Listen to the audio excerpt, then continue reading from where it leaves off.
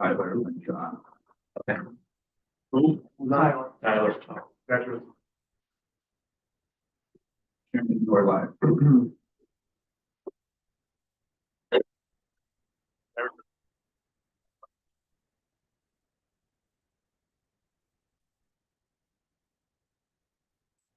Meetings, committee meetings for April 14th. County Services Committee. Thank you, Mr. Chairman. County Services tonight, we've got 4 items.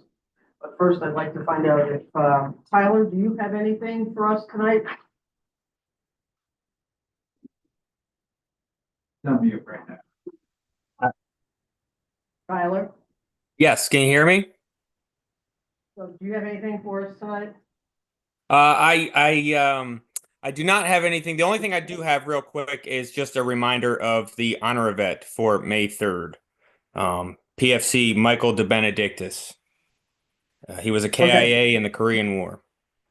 And I just wanted to put that out. That will be on May 3rd at 10 a.m. All right, great. Thank you. Thanks, Tyler. Yes.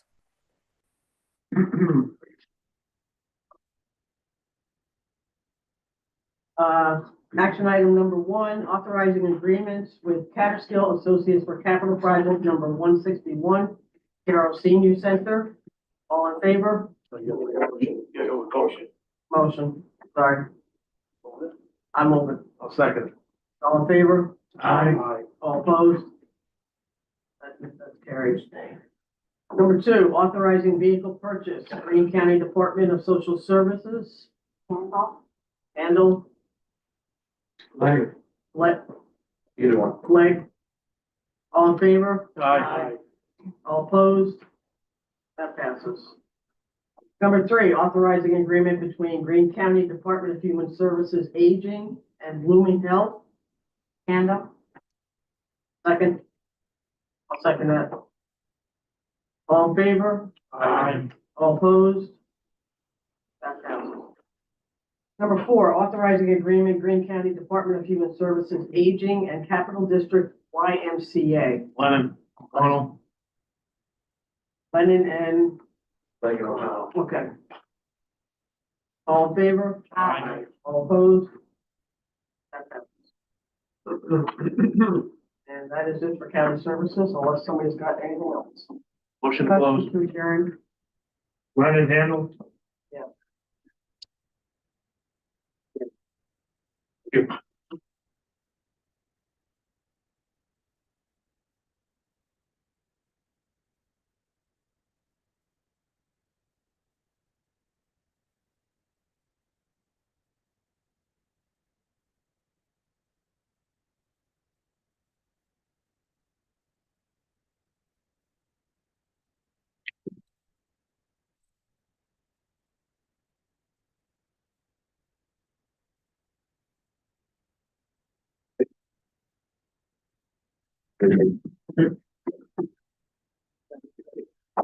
Chairman 605, we'll open up Public Works Committee. When you right away. Yeah, James got a request to go into Chris, executive session. Executive session, in litigation. Pending litigation. Yep. Second. I did. At, was it 6:05? So we're gonna go out to the caucus room. We should be very quick.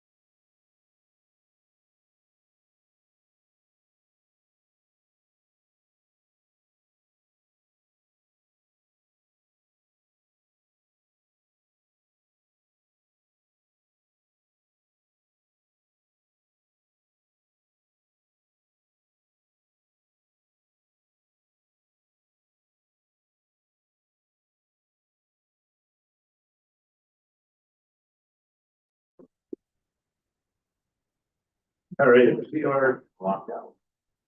Make a motion, we go back into regular committee meeting session. Second for that, pretty good. Please pay attention. All in favor of going back into this regular session? Aye. James, all yours. All right. Nothing was the second in the exec session.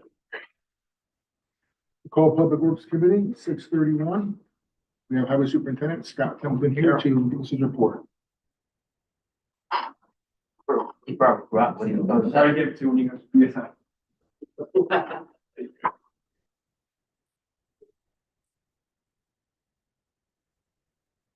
we have several things on the agenda today. I'll go over the report first. Some of the federal and state aid projects that we're working on right now, Route 61, which should be going this year.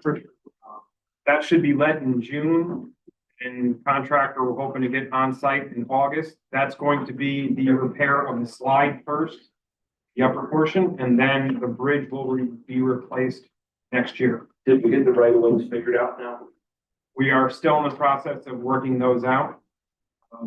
I think we've come to an agreement on all parcels. Jumping down to the locally funded projects, Route 1 culvert replacement project in the town of Hull. LaRusso has already mobilized for that one and is going to be finishing up that the next 6 weeks. They still have some approach work to do, deck work. Hopefully we get that one done as quickly as possible, but that road is going to be closed with the detour going around that.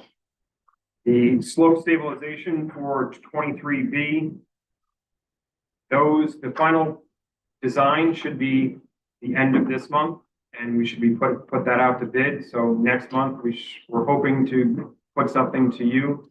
Where exactly is that? That's Jefferson Heights. Okay. And then Route 61 will be right behind that one. For that, that's the upper portion by Krill's farm. So the actual 23B design should be submitted to us by Friday this week. Then once we put that out, we'll see what the prices are. One that came about recently, Walkie Road Bridge scour repair. We actually got a bridge flag from New York State DOT. We sent that to H&T to get designed. It's a pretty extensive repair for that bridge. We're hoping. Where's that one? Okay. That one is right off Route 2 in Lexington. It goes to the quarry. So it's the same quarry that was providing us with a lot of stone from several of our projects last year. It is a town road, but the structure is is Greene County's. Man, That one's 40 feet. is that the same as what's going on with Old Creek Road? That all town, or is that part of ours as well? That's the town. It's all town. I wasn't sure what that span was, that was big enough. The Route 2 culvert replacement in the town of Prattsville that we're working with Greene County Soil and Water. We put the RFPs out to several of the precasters. Fortunately, the lowest bid came back from a precaster that most likely won't be able to get us the delivery by this year or before the season ends, construction season ends, but it's still at a very good price. So we're going to purchase the structure this year and install it next year. Greene County Soil and Water is actually applying for additional funding for us for that project. Down to the 23C, that repair, we're still in design. Once we get the design for that one, we'll try to get some quotes on the structure itself.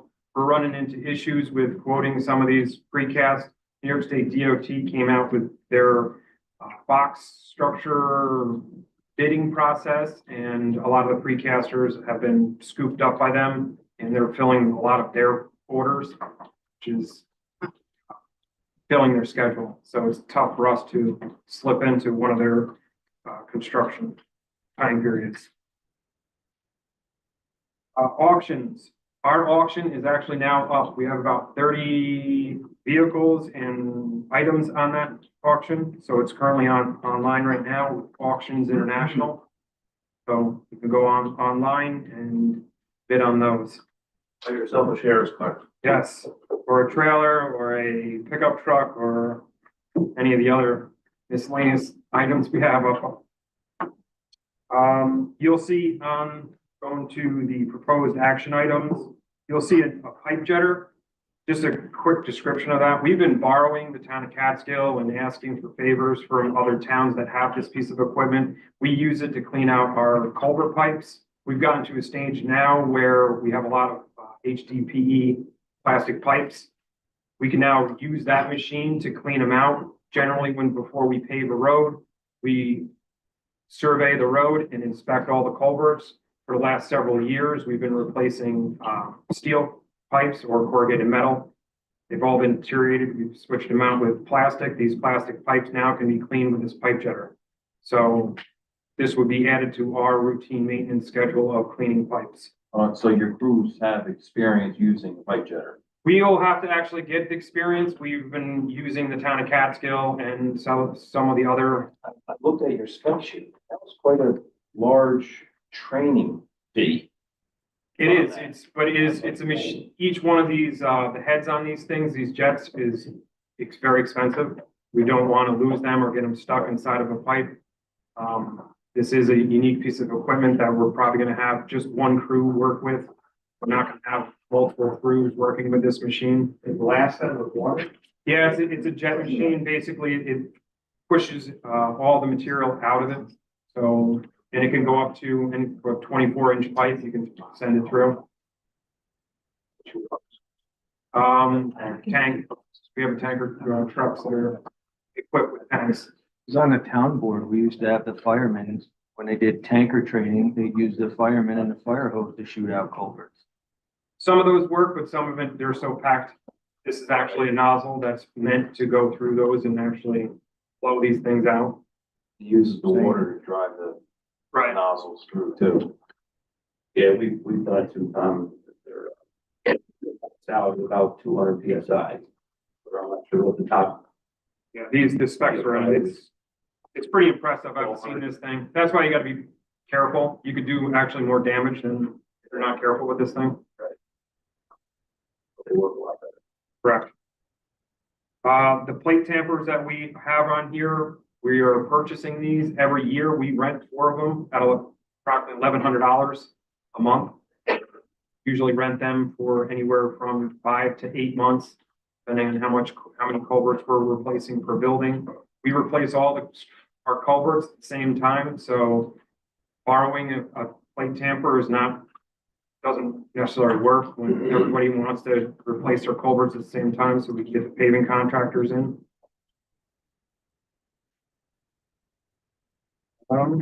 And pickup trucks. These pickup trucks are basically, it's one per building. We bought utility trailers with this pickup and the utility trailers that we currently have. You don't need a license. And it's large enough to tow all the equipment that we have that can fit on those utility trailers.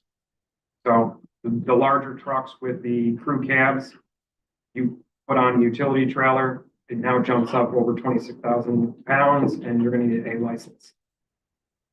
So this would allow us all buildings can tow their equipment trailer and their equipment. With an A or a B. With the B. With a B. Actually, you don't need any. Oh. You don't need a license at all. It's an interesting how. When you get back to those trucks, I know the sheriff's is doing enterprise. Yes. Is something like this, these 4 type of trucks that are common, is this something enterprise would do? They would be able to do this, yes. They can go up to 550s. So is this something we should look at with enterprise that maybe we find out what they'd be willing to do?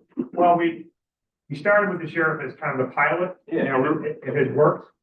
But that's, I don't know, is it a year in We've- yet on that? No? We just got the first deal. Yeah. 2 months ago. Yeah, we've discussed, this has definitely been Okay. something that we've been thinking about, but I wanted to see how it worked with the sheriff, let them be the guinea pig.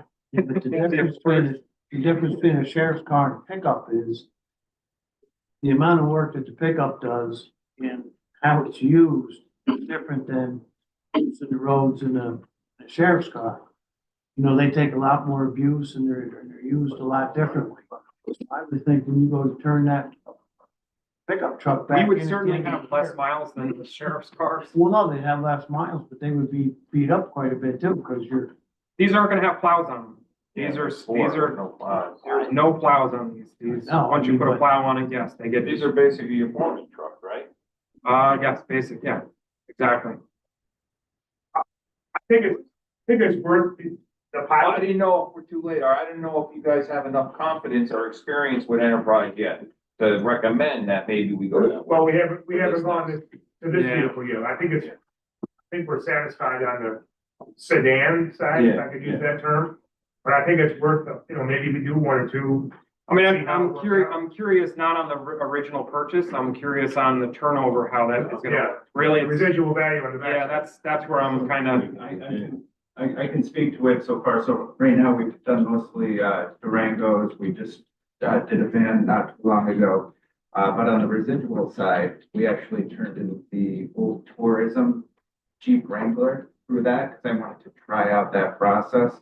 And we got $2,000 more versus auction what we were going to get. So that vehicle was quite a bit beat up. They ended up finding some additional damage there. I want to try a few more vehicles on the backup side, which we're doing, to see, what that residual claim is like.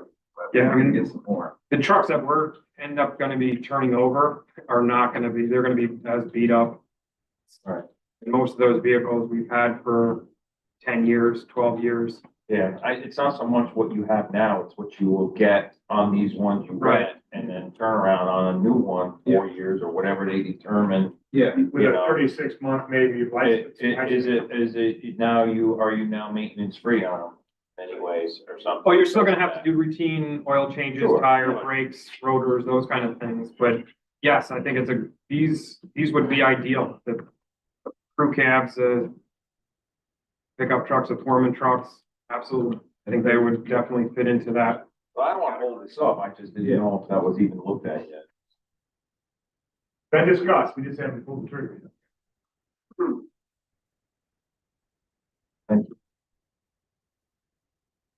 Covers everything. Questions? do you have a, it says preliminary design for Main Street Leads? Yes, actually, April 22nd, we are meeting with the engineering firm. They have several different design options. I don't want to speak too soon, but it sounds like most of the options will allow parking on both sides, which we're really trying to fit in that because parking on Main Street Leads, it's a huge issue. So I think that after that meeting, I think we're going to be in a good spot. And then I want to kind of narrow those options down and then present them to you and we can, and the public to go over them. Yeah, I was gonna And get ask. the public involved. If you could email those to us so we could take a look. Yeah, I don't want to give you all the different options because I don't think some of them work with our drainage problems that we're having. That's kind of my Well, if you biggest, send us the ones that you think will work with. absolutely, after I'd like to see. the 22nd, I would definitely, Who's your engineering on that? that is Bartlett Judas. Bartlett Judas. And we picked those B&L for this one, not only the streetscape work they've done in the past, they've actually worked with HUD before, which is where we're getting our funding. We've never dealt with HUD before. So they're helping us navigate through that process.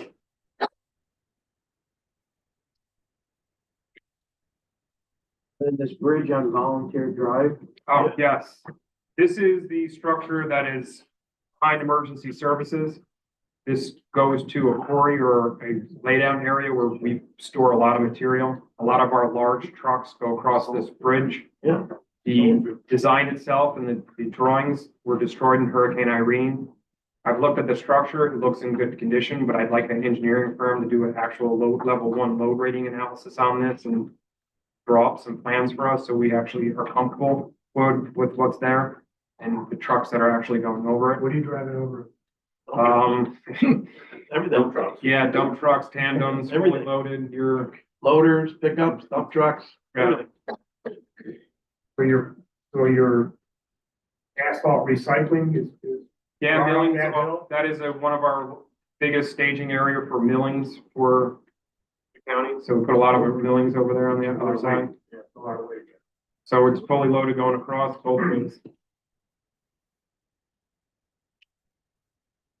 So,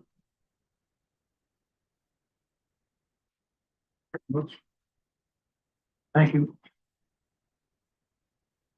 Thank you, Scott. Okay, proposed action items.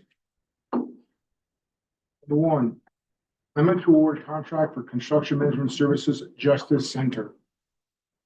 Move that. Lennon. You're in Lennon?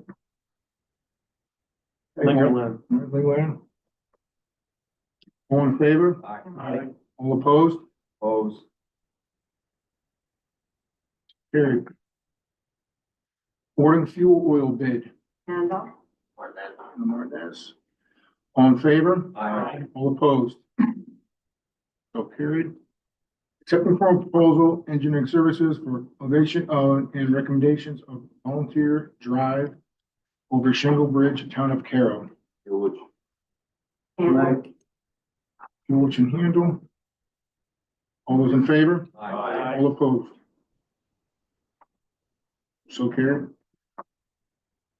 Authorizing Highway Department to enter an agreement with Greene Pedersen, Inc. for replacement of Sunnyside Road, CR 20, bridge over Bowery Creek, pin 3-303-311-0, town of Durham, pin 1762-81. Handle. Lennon. And Lennon, all those in favor? Aye. All opposed? So carried. Authorizing purchase of 2025 four-wheel drive regular cab F-250 trucks for the New York State Office of General Services. Ed Martinez, Right. Village. thank you.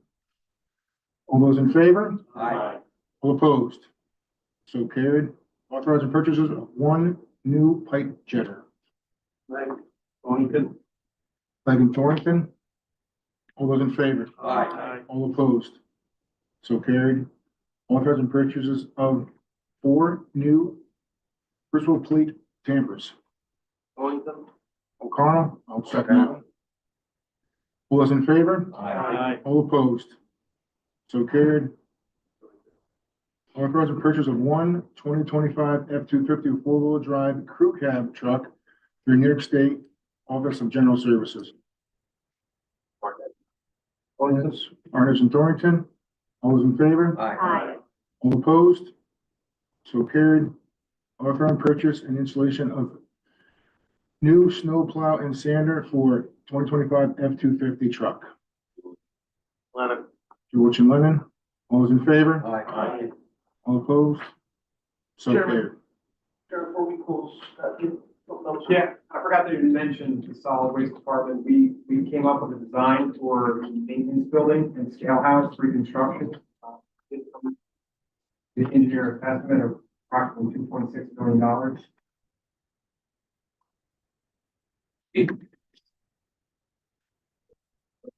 Sit down. We spending the whole site? Oh. You hold Stewart's or what? Was it aesthetic design? Wow.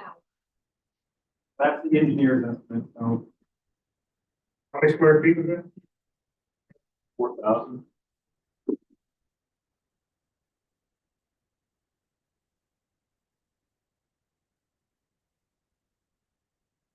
Excuse us now. Thank you for that. Appreciate it, Scott. Thanks, bud. We can leave with that next time when you're up there. Is that why I didn't say it when you were up there? Motion to adjourn. Anything else come before Public Works? Motion to adjourn before Scott. Handle, Linger. And closed.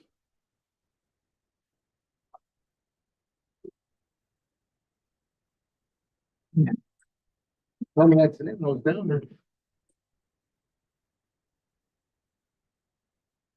Yeah, building after building. Build. Do here. I'd like to open up. Right. The mentality.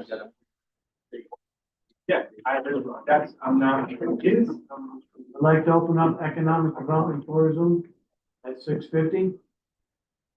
Yes, James, for an update.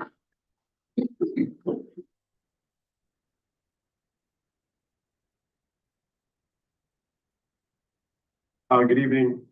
Really just a few proposed action items tonight. The first quickly I could go over is a authorization to submit a grant application for the second round of micro enterprise grants. Remember the first round, we were awarded $300,000 in 2023.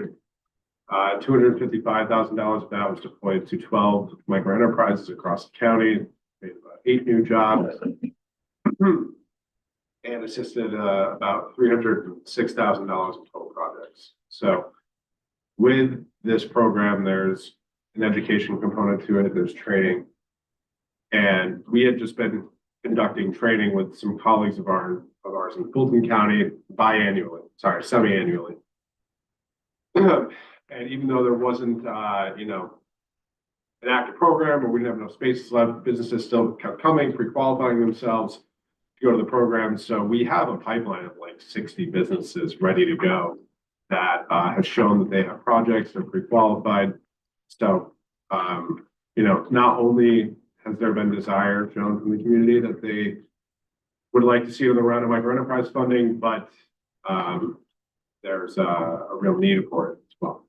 So the first resolution is authorizing that. It's going to be the same exact program that we did last year. A few more, we made some internal administrative changes that will allow us to, I will have to come back and reauthorize and go through this program again. Actually, state will now work with municipalities who have gotten this program before to just roll it, should the legislature decide to want to do that. So instead of going back, doing another application, if we keep it the same way, which how we're setting it up now, we keep it this way with the environmental review processes and everything else we're putting in place, they can just refill it when the legislature decides. So it actually expedites the timelines a lot, and we can get these micro enterprises the working capital they need faster. I think that's a win. Who's deciding on who's getting, like you said, there's 60 applicants. Who's Yeah. deciding who gets water, who doesn't get water? Yeah, the corporation. So there may be 60 businesses, but we work closely enough with them to figure out which ones are real or not. However, through this process, the legislature, by the authority of this resolution, enters into a subrecipient agreement with the corporation. And then it starts in the loan committee and then it expands out to the board. And they're the ones who make the ultimate decision. They go through an underwriting process. We give them all the information they need as far as what the money will be used for. We do a lot of gauging in soft underwriting, I call it, in the forefront of the application process before they make it to the board to make sure that whatever goes to the board is really fundable, is a real concept, a real business. But ultimately, it does rest with the board of the corporation. James, how many jobs did you say have been created? 8. 255,000. Yeah. So there is job creation associated with it. It's a HUD. It's a federal HUD originated program. It trickles through the state through the community development block grant program. There's job creation. The reason why you may think it would be higher is because the applicants either have to create a job opportunity made available or filled by low to moderate income individuals, or by virtue of their own income, they fill that LMI position. So where there wasn't job creation, it's because the business owner, the awardee, falls into an income bracket that's considered low to moderate income. So there wouldn't be organic job creation out of it. The businesses that did create jobs were not considered LMI and therefore had to show proof of employment. Does their proof of employment have to have a certain dollar amount that the labor is being paid? The part-time jobs, or is it? It has to be full-time, and the virtue of the job itself has to be entry level. And those typically are going to be found at the bottom of the pay scales. And are you required to track all of that Once we, for the state? So they have to prove employment to us in order to get reimbursement. We withhold all reimbursement until all of our boxes are checked. It's viable expenses, it's proof of employment. So the only time that we are checking it is on that reimbursement. We're not required to follow through with it at all in the eyes of the state. Once the job has been created, it's been created, no more tracking, like we have to do with our loans, for example. That's a different tracking mechanism. Okay. But we've set this up so that by the time that the county cuts the check back to the business and therefore our risk is out there as to whether or not these businesses are meeting national objectives, there is no risk anymore. We see that you've created the job that you needed to. All the expenses are reimbursing are viable. I often throw everything over to the state for them to give me a green light before we go through Evelyn and request money. So by the time it comes out of the treasury here, there is no risk. So last time I did this, I kind of came periodically and updated you as to where we're going. I'm happy to continue doing that, however you'd like to stay notified. Are you guys front loading it though? Money? The business itself is front loading it. Business is front. Yes, so that there is no money outflow. So you're not waiting for reimbursement from the Fed or the state to fill the coffer back up. You're waiting, they'll get the grant once. Yeah, once we process the application through the state, we get approved by our board. We go through a process with Ed's office like we do with loans. We bring them to a closing. We say, okay, you're free to spend your money. They spend their money. They get all of their receipts and documentation to us. We process it into the state. They said, okay, we're good. The state pays us. We pay the app. So by the time, again, as we cut the check, it's state money that flows right through us. It's not coming directly out of our coffers, and there's no risk. Is there a time for them to keep the employee there? Theoretically, no, but we are beholden to the state to comply with the national objectives for 2 years. It actually expires like today, like this month, for the first round. So we only hold businesses that have been awarded, the conditions of that contract is you have to stay open, you can't leave your business. So there's a number of things that can trigger default. And take the money and shut the lights. Right. So, and we only hold them to, well, we have to hold ourselves responsible to the state, which is really this period of time. So, but by all means, once you show that you've got the employment and you show that you have the documents for the costs viable, and the money's out, there's really no more tracking. When the state comes in to monitor and audit, they want to make sure notices and things like that nature are done correctly. But James, for you and your department, do you ever just keep track just to see how successful the program is 4 years from now on these businesses you're helping now? I mean, is it 50% of the businesses are still here, or is it 40%, or is it 80%? with this specific program? Or Yeah, just with in this general? specific program, these these Yeah. are startup businesses. Generally, if I remember right, most of these businesses can't get money from a bank, so they apply for a That- loan. That's how we view the loan fund with the corporation. We consider ourselves the loaners of last resort, lenders of last resort, where it's very hard for some of these businesses to get a loan. Since I've been hired, we've done 0 loans. I've not got a single check for a loan.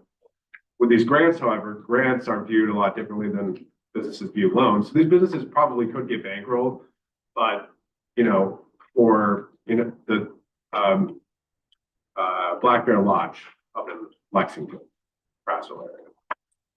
We funded like bedroom furniture and helped her pay her utilities up there in a season when it's just not high enough for her to be as profitable as she could be at other times throughout the year. That's not really a loanable expense through a bank though, but it's eligible under our program. And because of that, she was able to upgrade her rooms and save some money that they're going to end up expanding. So for this specific program, every business that we've granted to is open. And they're continuing. It is only, still young though. So I'm interested to see how that ratio may fall over the next 2, 3, 5 years. Any questions on micros before I move on? So what did you say? It was 220 million you get? 255, so we moved to a total of 255,000. 300,000. 300,000. Yeah, and then 255 gets shelled out to the micro enterprises. The rest we would retain for program delivery and admin expenses. So we do time studies. I've got this ridiculous spreadsheet that keeps track of all of our time. It's actually really fun. If you like Excel, I'd be happy to show it. Okay, so moving on to capital project number 163. This is the redevelopment of Cementon. Today's resolution is really authorizing our grant submission to ESD for Fast New York funding for the proposal that's included within the resolutions regarding that general area. Cementon, we're in conversation with the site owners to move forward. This authorization tonight is really just allowing us to apply for the grant, help offload the expenses of the proposal that's in here, as well as formally establishing the capital project. So I can work with Kevin in his office to help make sure that payouts are made out.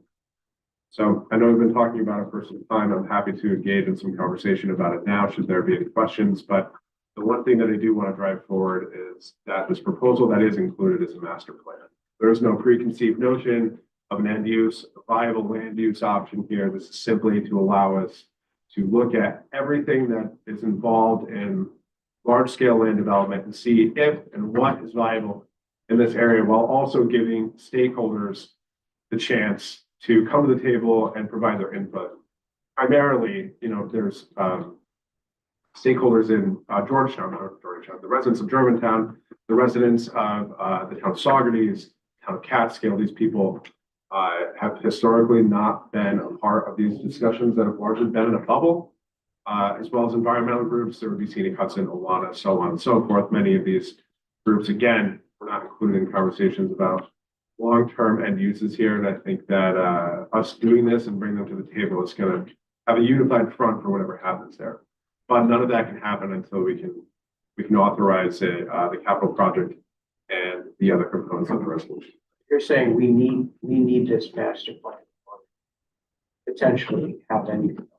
Yeah, so the beauty of the master plan is that the ultimate output is going to result in something called a final general environmental impact statement, which goes over multiple land uses with a comprehensive potential environmental impact, so that when companies or end users do come and propose their projects, their environmental review up to the limits of this environmental impact statement, their environmental review is done.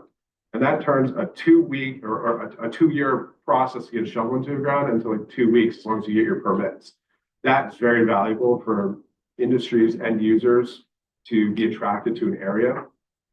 There's potentially on the table some factors concerning, land control, right? So what many other municipalities do is that they'll get land, they'll get ownership of land and cobble together a bunch of acres and sell it off for affordable prices that allow these companies to come in, and that's where the nugget of value is, right? Whereas here, the value is time. We're expediting a timeline to allow for a long and wide use of comprehensive uses. But because that's our strategy here, it is the utmost important to bring in environmental groups to make them know that they're part of the process. They help get a decision out of it.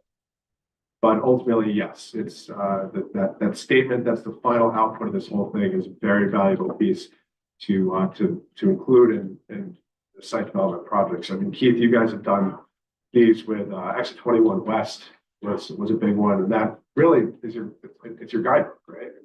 Ultimately, it resulted in the land trust, which gets the environmental groups on our side. Mm-hmm. So rather than looking at them as a negative, embrace them, bring closer to you. And, we fund their wetlands and their nature habitat and stuff like that. So we got to serve a wetland or get into habitat. We have a bank of property over each place. So we offset typically 10 or 20 to 1. So if we got to upset an acre, we would give them 20 acres of habitat or wetland. It seems to work well. Yeah, it's always good to have the money upset. This is really the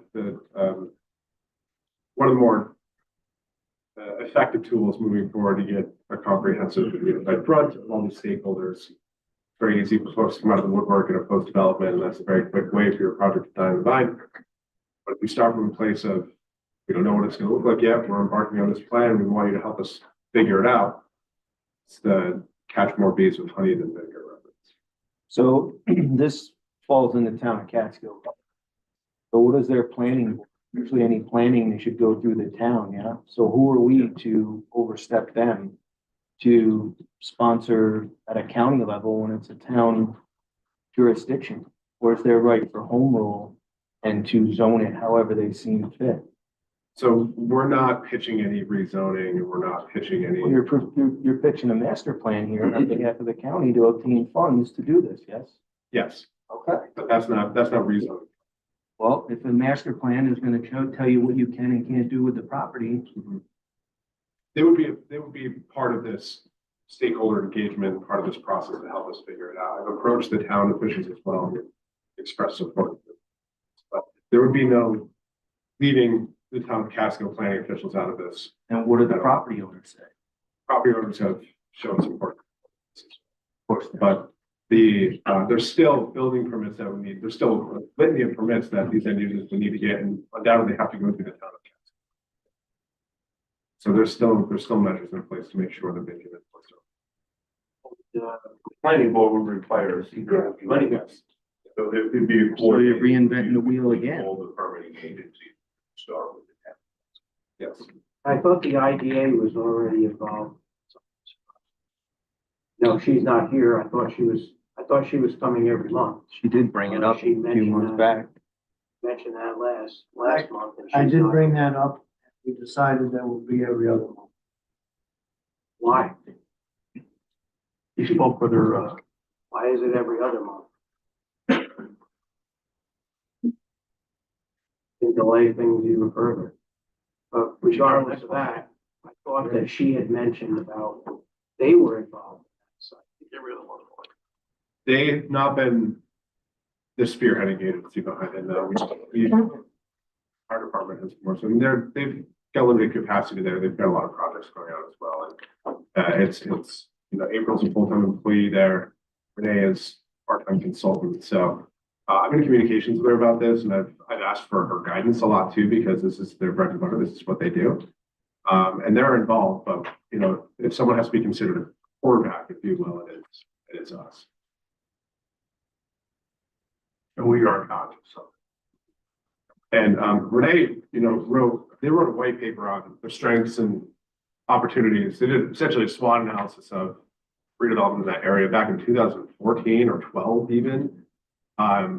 Interestingly enough, the majority of the points that Renee is making in this white paper are still very valid today, and he could have written it last week and it still would be valid.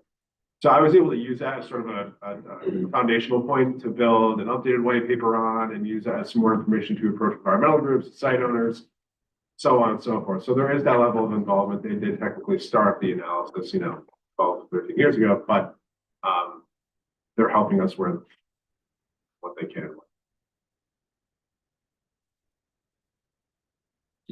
Any other questions? I think right now there's more of an appetite now for these types of projects. Well, large scale, I mean.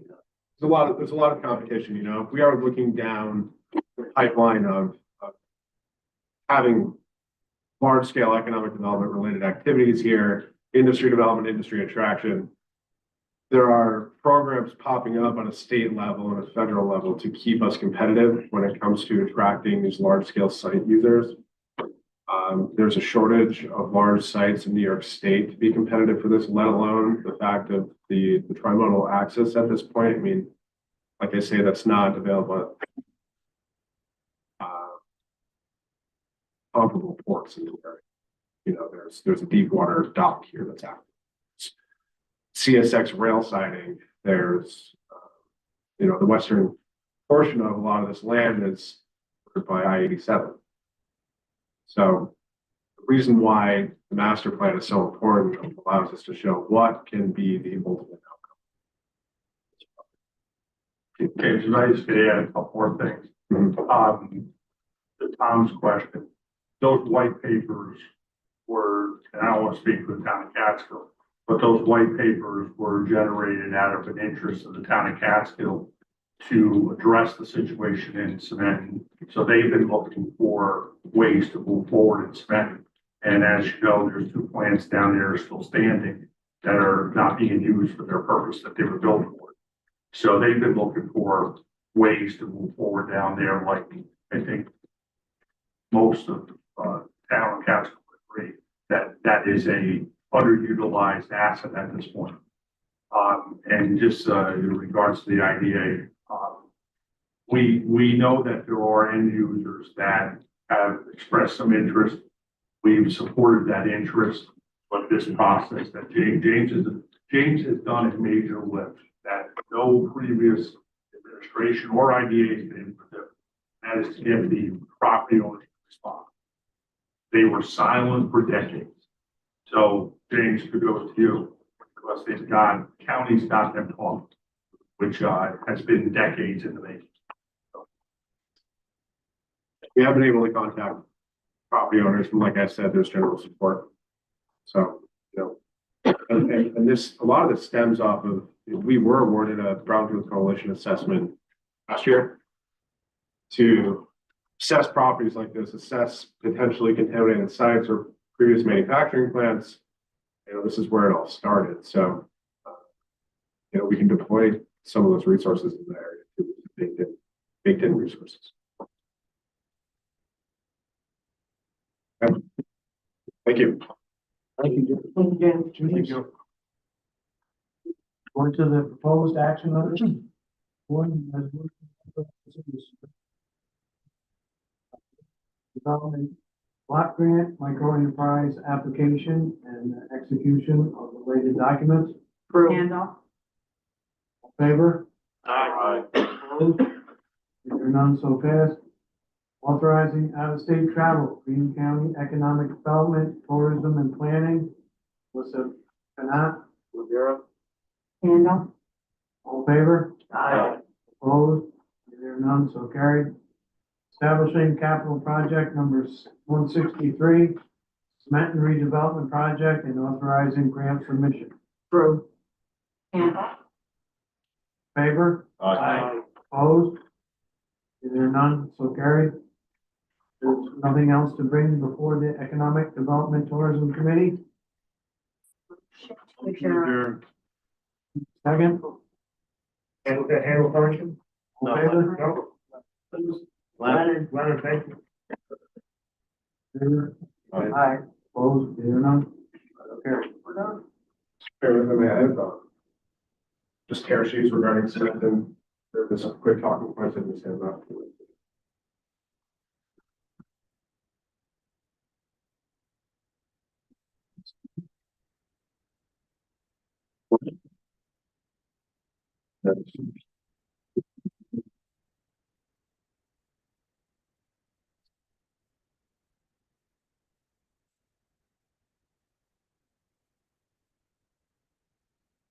Okay, we'll call Government Operations Committee meeting in order of the absence of Chairman Davis.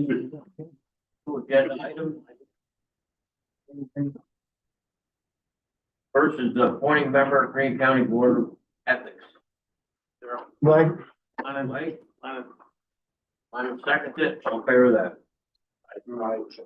Oh, that's carried. Number two, approving home rule request for use tax Greene County.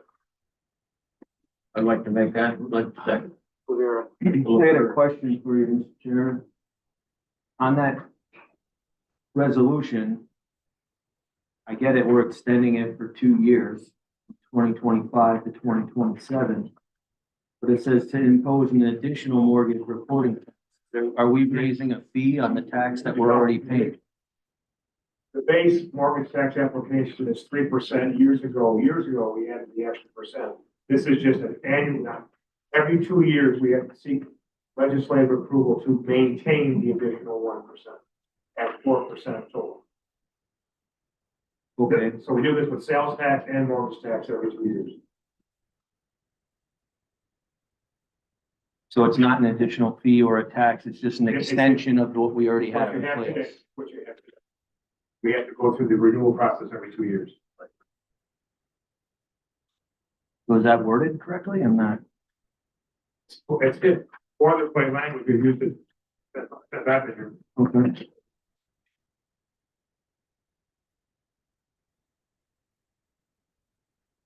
And every other county does the same thing. It's a state law, it's at 3%, and we We used to Then collect, that's we the used to collect it. resolution. Go We got one nothing. additional percent, that's the whole event. And that 1% was what we have to carry. Makes sense. You need a second, Charlie? Not really, but it's New York State, so. All in favor of that? Opposed? That's carried. All the, everything else coming before it goes. Motion closed. Second. Oh, second. That was quick. Let's see if we can get through, finance. James. That, you keep still. Then it's all quiet.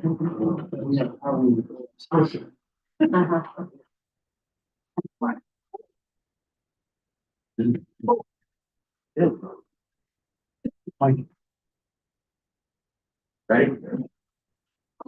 Okay, call finance committee order, several agenda items. First, approving home rule request for these tax Greene County. Approve. True? George. All in favor of that? Aye. Oh, that's carried. Number two, approving home rule request sales tax Greene County. Martinez, Leonard, second, all in favor of that? Aye. Oh, that's also carried. You need that. Number three, amendment to the award contract for construction management services Justice Center. Right. Still late. Linger seconds it. All in favor of that? Aye. Opposed? Opposed. Opposition? Just Bueller. Yes. All in favor of that? I think we are, okay. That's carried. Thank you. Number four, who's my thought there? Amending resolution number 12-25 adopting annual investment policy. There, Approve. Second, Lanudo. no, true. I second that also. full committee. All in favor of that? Aye. Opposed, that's carried. Number five, amending resolution number 6-25, designating official bank depositories. I'll make that. Udo? Hold it. Lieutenant, second, all in favor of that? Aye. Opposed, that's carried. Number six, authorize agreement for the skill associates for capital project number 161 Carroll Senior Center. Approve. Flag is true. Second, all in favor? Aye. Opposed? Opposed.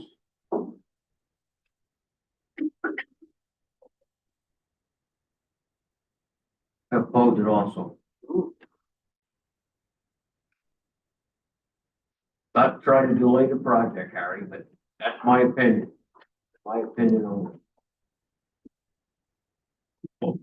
That's bad. Said the commander. That's why you call me that. Okay, number seven, resolution authorizing the submittal of a community development block grant, micro enterprise application, and execution of related documents. Approve. True. I'll second. Senate seconds it, all in favor? Aye. Opposed, that's carried. Number eight, authorized vehicle purchase, Greene County Department of Social Service. George second, favor of that? Aye. Opposed, that's also carried. Number nine, awarding fuel oil bids. George. Approve. Second, all in favor? Aye. Opposed, that's carried. Number 10, accepting formal proposal for engineering services, evaluation and recommendation of the volunteer drive over Shingle Hill Ridge, town of Carroll. Approve. True. George seconds it, all in favor? Aye. Opposed, that's carried. Number 11, authorizing the highway department to enter into an agreement with Greenman Pennison Inc.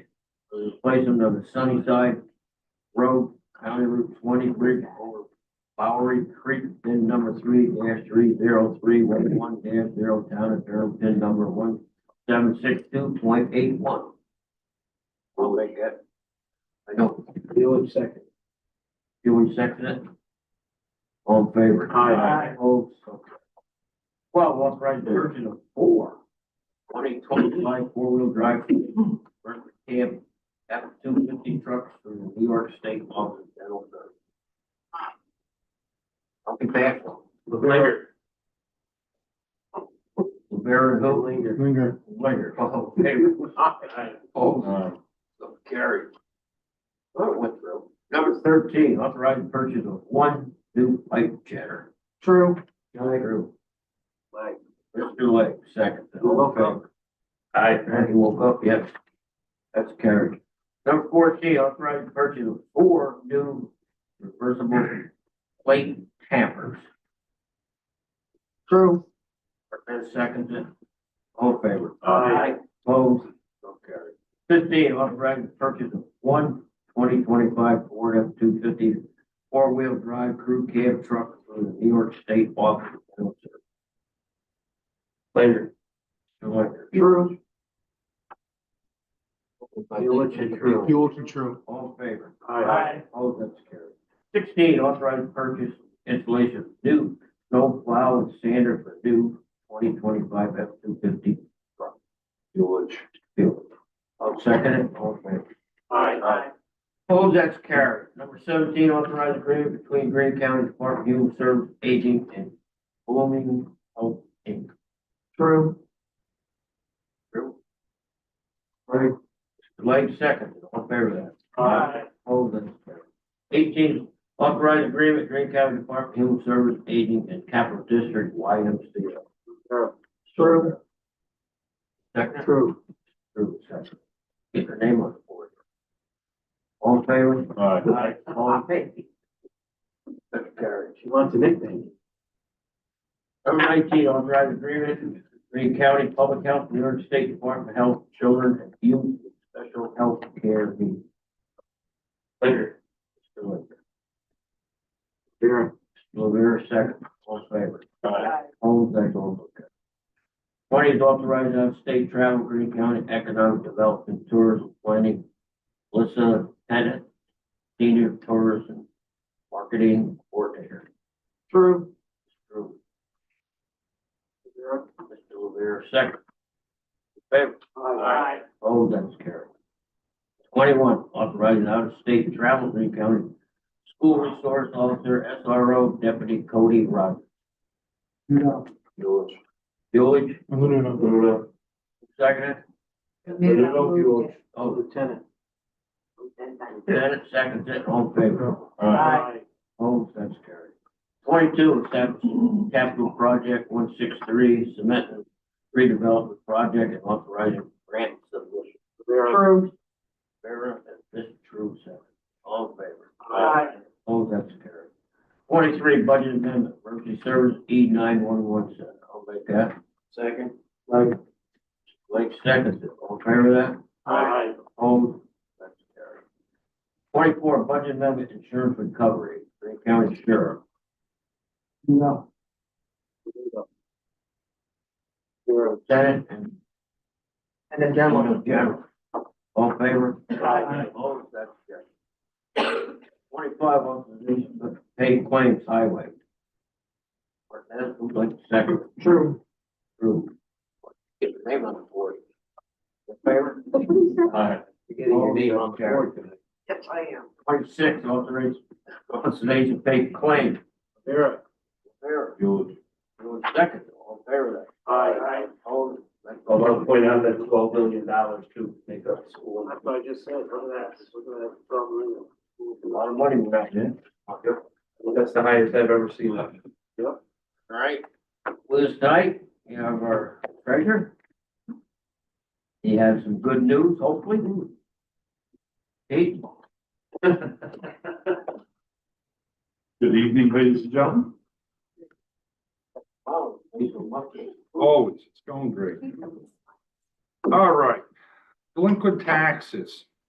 Collection of March of 25, $1.153,512, compared to $697,386 in March of 24, or 24, for a $456,125 increase. Year-to-date payments for 25 collections are $2,165,168 compared to $542,339.24 for an increase of $622,000. Greene County delinquent taxes, summary for March 25, $6,568,313 compared to $5,882,706 in March of 24, or an increase of $685,606. Our sales tax analysis, sales tax received to date for 25 is $11,024,348.88 compared to $10,668,033.52 for 24, for an increase of $356,314.96 for 3.34. Before the meeting tonight, we had our April 14th monies come in. That was another $827,462. That lowers our increase down to about 1.85%. So our numbers are beginning to level out to where pretty average to last year. Greene County town collection status. Total due from the towns this year will be $36,879,474.29. Payments received from the towns, the current tax receipts are $16,469,780.85. So it represents about 55.67% of our town monies in, and it did slow a bit this month compared to February. February was much stronger. So we'll see where the towns file for next month. Just want to thank you for the update to the investment policy, which we needed, along with our update with our banking institutions to bring our numbers in order. And look forward to seeing you again next month. Any questions? Keith, for next month, can you send us tax information like that? That way we can see it. Yeah, matter of fact, I'm glad you said this. I forgot one sheet that's not part of the regular report. We do have one more that came off our top 25. So we collected $33,491.96 on a one-family home that had original taxes due on her $24,476. So they paid their taxes and their penalties. So we have a new entrance on our top 25. And otherwise, nothing has changed in that sense. But I'd be happy to share this with you. Thank you. Other questions? All right. Thank you, Keith. Thank you. Let me know if you need anything. Come before finance. Motion to close. Close, thank you. Bye-bye. Got her name on it. How free?